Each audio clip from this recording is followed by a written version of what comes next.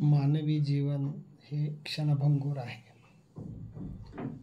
माणसाच्या जीवनाचं अस्तित्व आणि त्या अस्तित्वाचा थांगपत्ता कोणालाही लावता येत नाही. जेवढं आपण त्याच्यामध्ये खोल जातो त्याच्यामधली गहनता वाढत जाते. जशा प्रकारे अंधाराचा जो वेध आहे तो घेता येत नाही, तशा प्रकारे मानवी जीवनामध्ये असणारे रंग तरंग या गोष्टीचा वेध आपल्याला घेता येत नाही.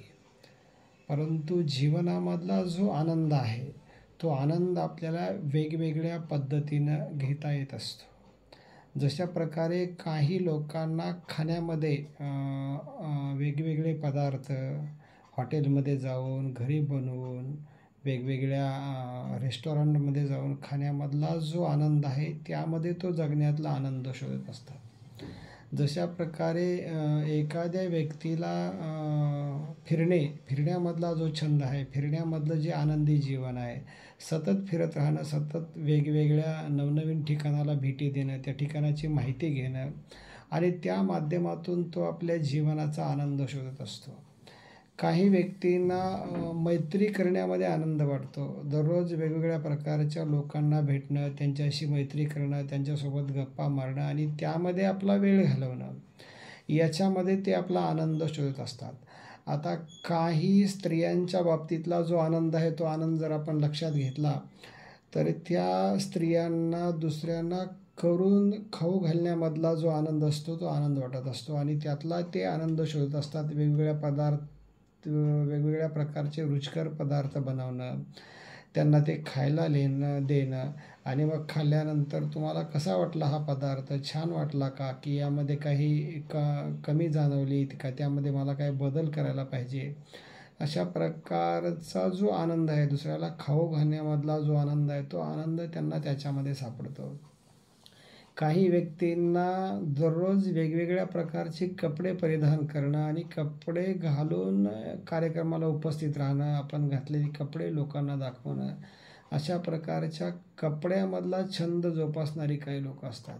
म्हणजे अशा प्रकारे आपण वेगवेगळ्या माध्यमातून जीवनातला आनंद जो आहे तो आनंद शोधला पाहिजे आणि आनंदी जीवन जगलं पाहिजे. आता ह्या धकाधकीच्या युगामध्ये अनेक प्रकारच्या स्ट्रेसमुळं लोकांच्या मनावर ताण निर्माण होतो आहे आणि त्या ताणाच्या माध्यमातून वेगवेगळे आजार, ज्याला BP, शुगर वगैरे असे आजार बळावत जात आहेत.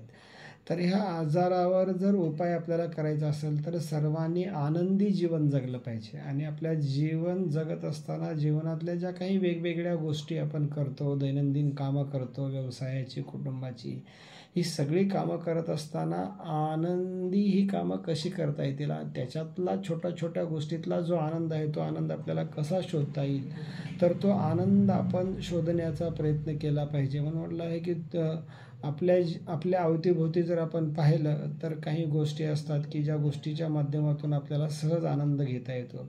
जसं पाहतो की आपल्या घराच्या शेजारी एखादी बगीचा असते आणि त्या बगीच्यामध्ये त्या झाडांना आळे करणं, त्यांना पाणी घालणं, त्या झाडांना वेगवेगळ्या प्रकारे फुलवणं, म्हणजे या गोष्टीमध्ये सुद्धा आनंद आहे. अशा प्रकारचा आनंद आपल्याला तो कुठेही मिळू शकतो. फक्त आपल्याला ती आनंद जी आहे, ज्याला सहजीवनाची जी दृष्टी आहे, म्हणजे ज्याला सुखाचा शोध, आनंदाचा शोध, आनंदी जीवन कशा प्रकारे जगता येईल त्याचा शोध आपण घेतला पाहिजे आणि त्या माध्यमातून आपण आपलं जीवन आनंदी केलं पाहिजे. आणि आनंदी जीवनाची जी रहस्य आहे त्या अनेक प्रकारच्या लोकांना आनंदी जीवन जगल्यामुळं त्यांचं आरोग्य चांगलं आहे, त्यांची जीवनशैली चांगली आहे, त्यांचा आहार चांगला आहे, त्यांना झोप चांगली लागते.